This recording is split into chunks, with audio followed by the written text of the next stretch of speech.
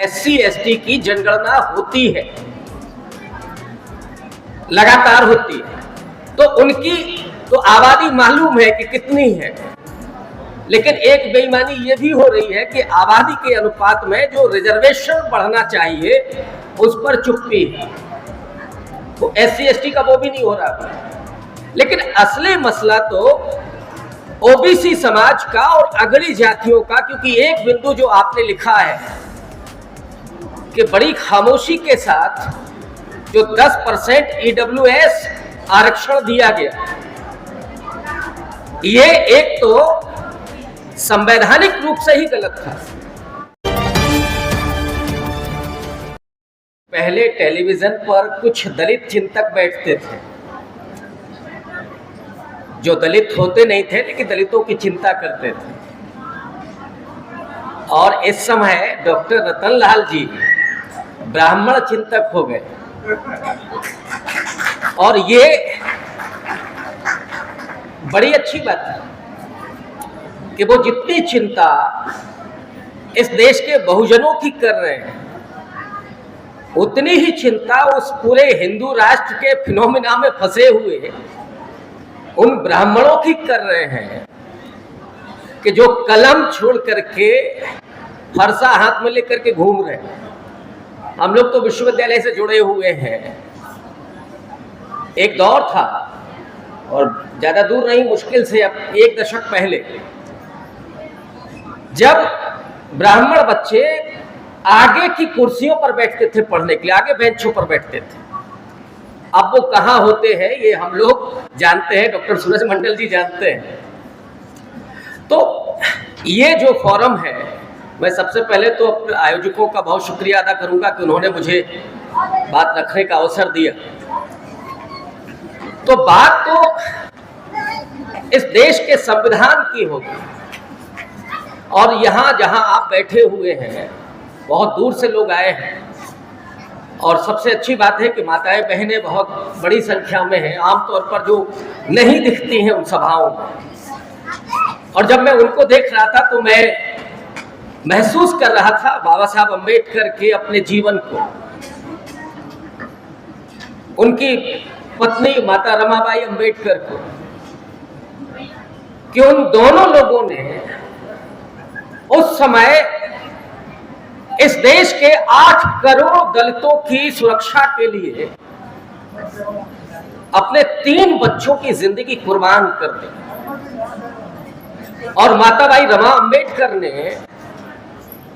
बाबा साहब के कंधों पर यह जिम्मेदारी डाल दी कि आप पढ़िए और आप देश में आकर के दलितों के उत्थान के लिए काम कीजिए। और वो जो करती थी, जब बाबा साहब पढ़ाई कर रहे थे तो वो उपले पाथ करके, कंडे पाथ करके, उनको बेच करके पैसा भेज रही थी बाबा साहब को पढ़ाई के लिए। और वो रिप्रेजेंटेशन, उन महिलाओं की भूमिका, और यही वजह है कि बाबा साहब ने महिलाओं के अधिकार पर बहुत ज्यादा जोर दिया और रिजाइन भी इसी मुद्दे पर किया था। और आज अगर यहाँ माताएं बहनें इस संख्या में हैं तो मुझे लगता है कि ये बाबा साहब के उन संघर्षों की बहुत बड़ी जीत है। दलितों के भीतर तो जो उत्थान हुआ वो तो है ही। और अब मैं आता हूं आज के इस मुद्दे पर। अभी मोदी जी का जो हृदय परिवर्तन हुआ है, अचानक उन्होंने कह दिया कि हम साहब जाति जनगणना करवाएंगे। तो आपको क्या लग रहा है कि ऐसे ही उन्होंने अचानक एक दिन सपना आया कि अब हमें सुध ले लेनी चाहिए? भाई कुर्मी समाज कह रहा है, कुशवाहा समाज कह रहा है, राजभर समाज कह रहा है, नहीं इसका सुध ले लेनी चाहिए, और हम भी तो ओबीसी है। ये अचानक याद आ गया क्या, या असल में ये आपकी ताकत और आपकी आवाज का नतीजा था? इस देश के पूरे आवाम के भीतर, समाज के भीतर इस बात की लगातार जागरूकता हो रही है कि अब समय आ गया है कि जब ओबीसी की भी जाति जनगणना हो।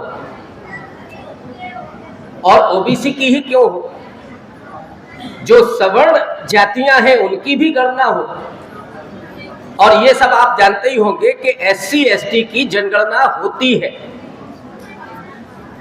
लगातार होती है, तो उनकी तो आबादी मालूम है कि कितनी है।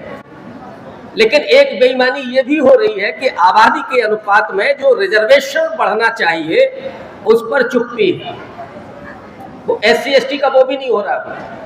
लेकिन असली मसला तो ओबीसी समाज का और अगड़ी जातियों का, क्योंकि एक बिंदु जो आपने लिखा है कि बड़ी खामोशी के साथ जो 10% ईडब्ल्यूएस आरक्षण दिया गया, ये एक तो संवैधानिक रूप से ही गलत था। आर्थिक आधार पर आरक्षण का कोई प्रावधान है ही नहीं, लेकिन वो कर दिया गया। अब इस समय जो हालात है कि लोग बेरोजगारी से, महंगाई से, और इस समय तो जो लोग सोशल मीडिया देख रहे होंगे सिलेंडर से बहुत परेशान है, और ढूंढ रहे लोग वो सिलेंडर वाली स्मृति ईरानी कहाँ है, वो जरा दिख जाए, वो कहें कि इतना दाम बढ़ गया है और खोपड़ी पर रख करके आए, लेकिन अभी कोई नहीं दिख रहा। एक महिला बेहोश हो गई, एक नहीं कितनी हुई होगी जो लाइन में लगे हुए लोग। दूसरा, महंगाई जिस तेजी से बढ़ रही है और सामान्य चीजों की, उससे लोग परेशान हैं। लेकिन कहा यह जा रहा है कि साहब दुनिया की सबसे बड़ी सरकारी योजना मोदी जी चला रहे हैं, और वो क्या है कि अब 82 करोड़ लोगों को 5 किलो राशन दे रहे हैं। और अभी जिस हिंदू राष्ट्र की बात डॉक्टर रतनलाल जी कर रहे थे, वो असल में यही है कि आपको, माने जो एससी एसटी ओबीसी माइनॉरिटी है, उसको 5 किलो राशन पर केवल ला करके खड़ा कर दिया जाए, आप खाएं और उनकी आज्ञा का पालन करें। एक आज्ञा पालक समाज बनाना है, क्योंकि संविधान में तो आपके राइट्स हैं, आपके अधिकार हैं। लेकिन जब आप अपने अधिकार की बात करते हैं तो वो पुलिस को लगा करके लाठियां भांजते हैं, और आपके हाथों में पकड़ा दिया जाता है, आपके बच्चों के हाथों में, कि अभी कोई त्योहार आए तो सेलिब्रेशन के लिए कितना पैसा, और अगर आप कांवड़ लेकर के जा रहे हैं तब तो फिर आईजी डीआईजी वो फूल बरसा रहे। लेकिन आप मानिए कि हमारे बच्चों को शिक्षा चाहिए, अच्छी शिक्षा चाहिए, और वो शिक्षा नहीं है। जो प्राइमरी स्कूल तो बंद कर दिए, जरूरत थी गुणवत्तापूर्ण शिक्षा की, मतलब बढ़ना वहां चाहिए था, लेकिन इन्होंने तो उसको भी बंद कर दिया। मैं उत्तर प्रदेश से हूं, उत्तर प्रदेश में हालात ये है कि प्राइमरी स्कूल बंद किए जा रहे हैं, शराब के ठेके खोले जा रहे हैं। तो एक जो समाज है उसको नशे का आदी बनाया जा रहा है लगातार। और एक जिस मुस्लिम समाज की बात की जा रही थी, उसमें तो उनको डरा करके, लाठियां भांज करके, तो एक को डरा करके दूसरे को नशे का आदी बना करके आप काम करें। लेकिन असल में जिस मुद्दे पर हम लोग एकत्रित हुए हैं कि अभी जो सरकार बेईमानी कर रही है, कहा तो, लेकिन उसके बाद साहब इस समय जाति का कॉलम नहीं होगा, तो उसके लिए जो आपकी आवाज यहां से उठ रही है, मुझे लगता है कि इसको हम लोग दूर तक लेकर के चले। और जिस मंडल पार्ट 2 की बात हो रही है, जिस सामाजिक न्याय की बात हो रही है, जिस संविधान को ठीक ढंग से लागू करने की बात हो रही है, उसके लिए आपकी जागरूकता, आपका संघर्ष और आपकी इसी तरह से एकाग्रता, ये बेहद जरूरी है। अदरवाइज ये जो सरकार जिस पर तुली हुई है कि आपको केवल एक छद में हिंदू राष्ट्र, और वो कई बार लोगों को लगता है कि नहीं साहब हम तो हिंदू हैं ही, तो ये किसने मना किया कि आप हिंदू नहीं हैं?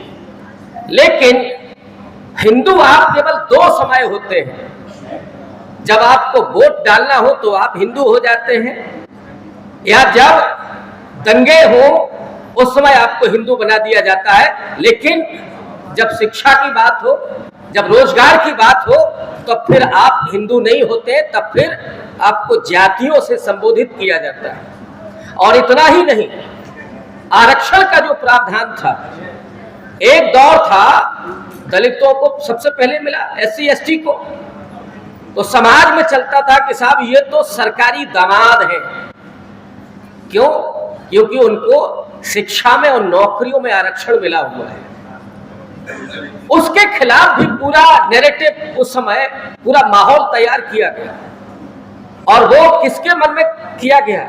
OBC के मन में। गुजरात में 1970 के दशक में दलितों के खिलाफ जो दंगे हुए थे, जो हत्याएं हुई थी, उसमें OBC को इन्वॉल्व किया गया था।